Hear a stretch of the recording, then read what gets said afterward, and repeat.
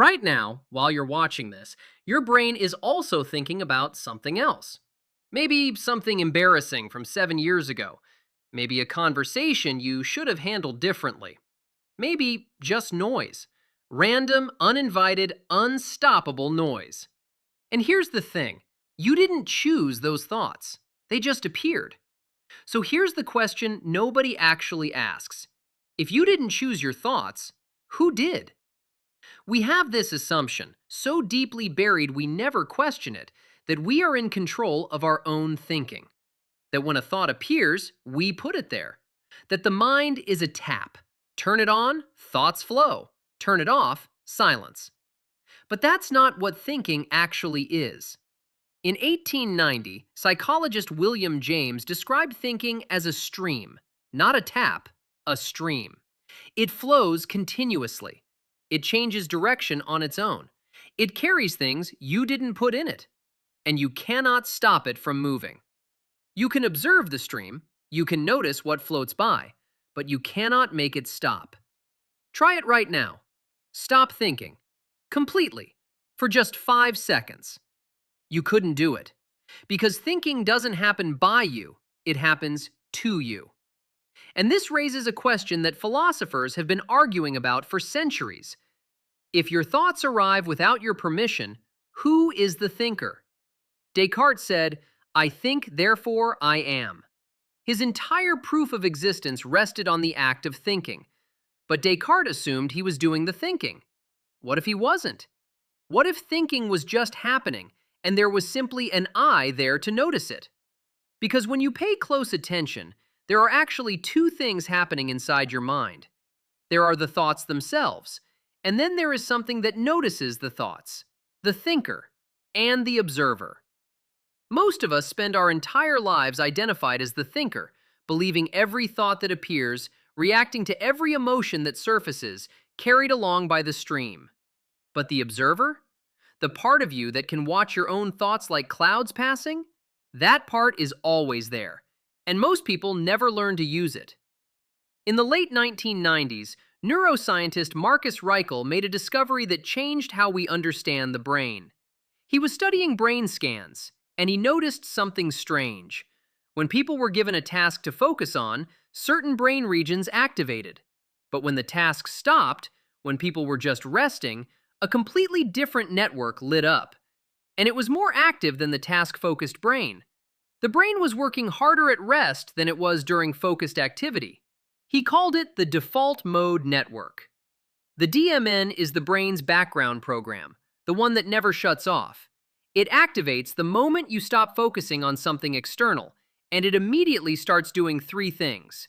It thinks about you, it simulates other people, and it scans for threats, past regrets, future anxieties, social comparisons, imagined conversations, worst-case scenarios.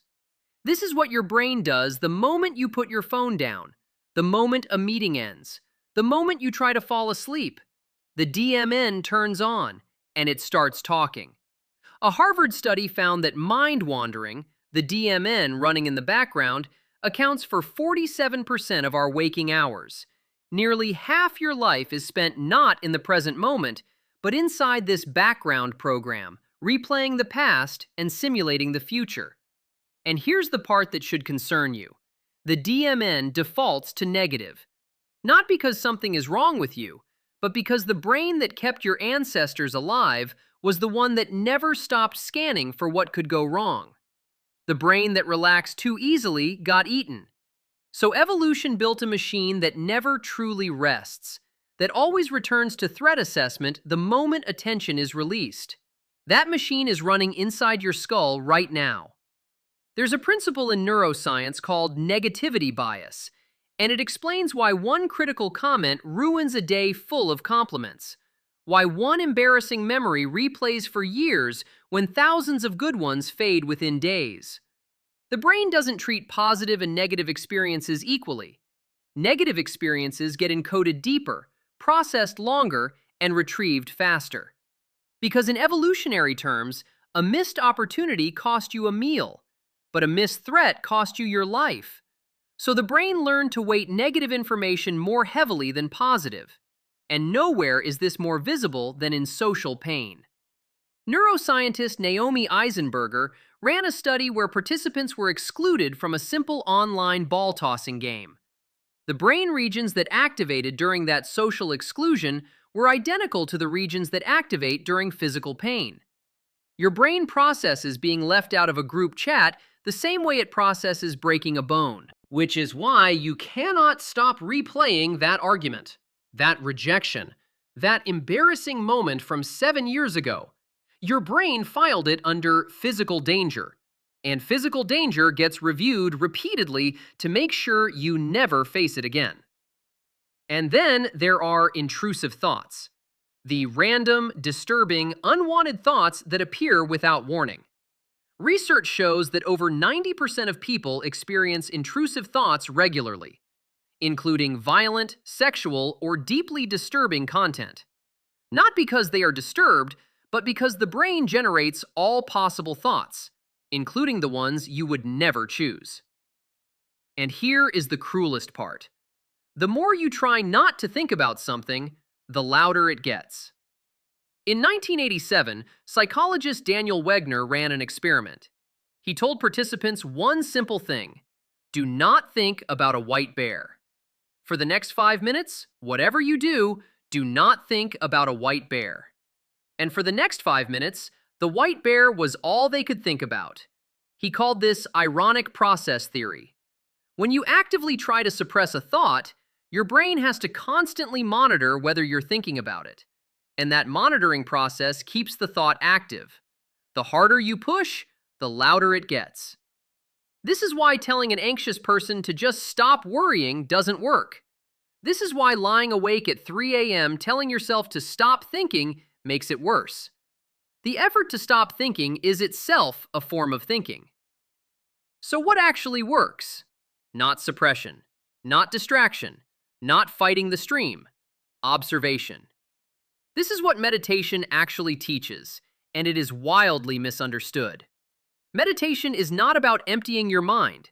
It is not about achieving silence. It is about changing your relationship to your thoughts. Instead of being the thinker, caught in every thought, carried by every emotion, you practice being the observer. You watch the thought appear. You notice it. You label it. I am having the thought that I am not good enough. Not, I am not good enough. That single shift, from being the thought to observing the thought, creates distance.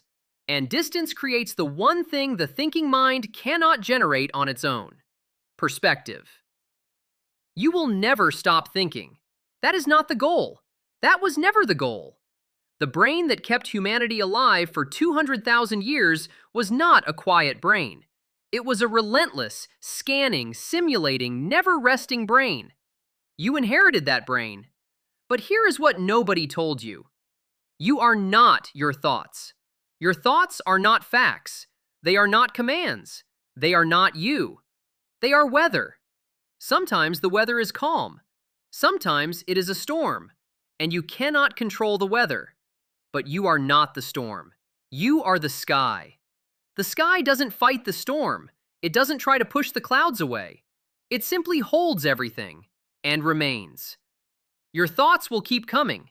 The stream will keep flowing. But you, the observer, were always bigger than the stream. Think deeper. Question everything.